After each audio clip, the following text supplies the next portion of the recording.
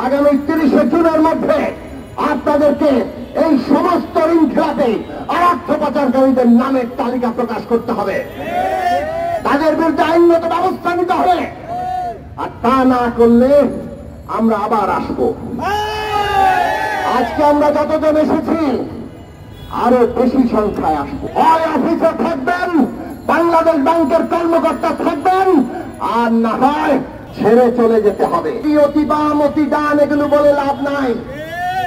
বাংলাদেশের যেই মানুষটাই ভোটের অধিকার চায় তারাই এই আন্দোলনে সামিল হবে, তারাই রাজপথে আসবে। বাংলাদেশের মানুষকে এক কাতারে দাঁড় করিয়ে দিয়েছে। ওনার অপরাধ ভোট চুরি, ওনার অপরাধ এই ভোট চুরি রক্ষার জন্য ওরা রাষ্ট্রযন্ত্র ব্যবহার করে মানুষের অধিকার কেড়ে নেওয়া, তাদের উপর দমন পীড়ন, গুম খুন, মামলা হামলা সমস্ত কিছু চালানো।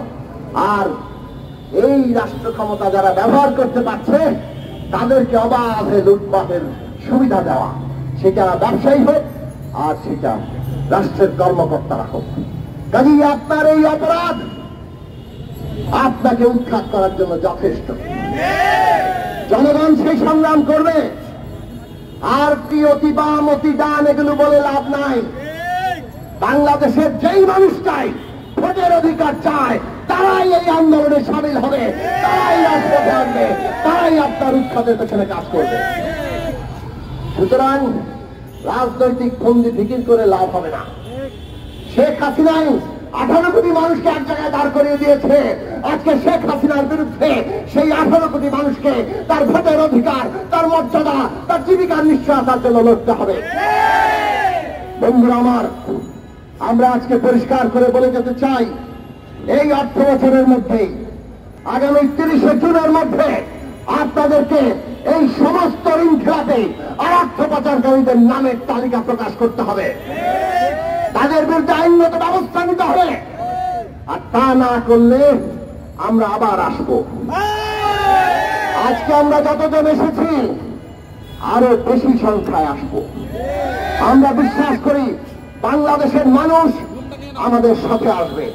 কেবল আমরা আসবো না, আমাদের আরো গণতান্ত্রিক দলগুলো আসবে। আপনাদের এই অফিসে থাকতে হলে এই ব্যবস্থা আপনাদের নিতে হবে। হয় অফিসে থাকবেন, বাংলাদেশ ব্যাংকের কর্মকর্তা থাকবেন, আর না হয় ছেড়ে চলে যেতে হবে। আমরা পরিষ্কার করে বলি, আগামী দিনে জনগণের সরকার যদি আসে, এই বাংলাদেশ ব্যাংক আজকে যেভাবে রাজনৈতিক নির্দেশে চলছে এই রকম রাজনৈতিক নির্দেশে চলবে না। ব্যাংক পরিচালনার জন্য ব্যাংকের সমস্ত অন্যান্য ব্যাংকগুলো মনিটর করার জন্য যে আইন আছে সে আইনকে আরো মজবুত করা হবে। ঋণ খেলাপিরা যাতে সুবিধা না পায় তার জন্য আইন তৈরি করা হবে, এবং এই কাজে বাংলাদেশ ব্যাংক তার স্বায়ত্ত শাসন পাবে, যাতে তারা কোনোভাবে রাজনৈতিক প্রভাব এর মধ্যে পড়ে এই লুটপাটকে সহায়তা না করে। আমরা আরো অনেক কথা বলেছি।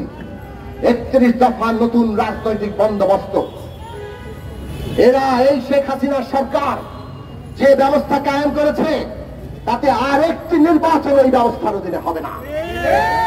কাজেই সরকার বদল করতে হবে এবং ব্যবস্থা বদল করতে হবে। 31 দফা রাষ্ট্র ব্যবস্থা সংস্কার, রাষ্ট্র ব্যবস্থা বদলে দিয়ে তাকে গণতান্ত্রিক করে আগামী দিনে জনগণের সরকার প্রতিষ্ঠা করা হবে।